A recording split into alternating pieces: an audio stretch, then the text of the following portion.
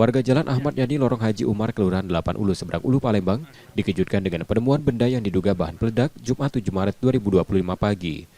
Tim Gegana Brimopolda Sumsel turun ke lokasi setelah mendapat laporan untuk memeriksa dan memindahkan benda mencurigakan tersebut. Demi keamanan, polisi meminta warga menjauh hingga radius 20 meter dari lokasi.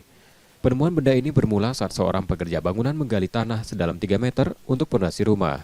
Awalnya ia mengira benda itu hanya coran semen, namun setelah diangkat, bentuknya menyerupai bahan peledak berbentuk bulat agak lonjong dengan berat sekitar 6-7 kg. Di lubang tengah itu. Waktu itu kita lagi apa, Pak? Ngeduk. Ngeduk. Punya kok itu tuh coran, jadi digebuk dulu. Tahu-taunya besi naik pucuk baru.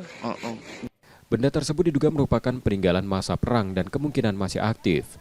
Meski demikian, Kapolsek Seberang Ulu 1 Palembang belum bisa memastikan apakah itu benar-benar bahan peledak karena masih dalam penyelidikan tim Gegana. Penemuan bom ini belum bisa dipastikan ya.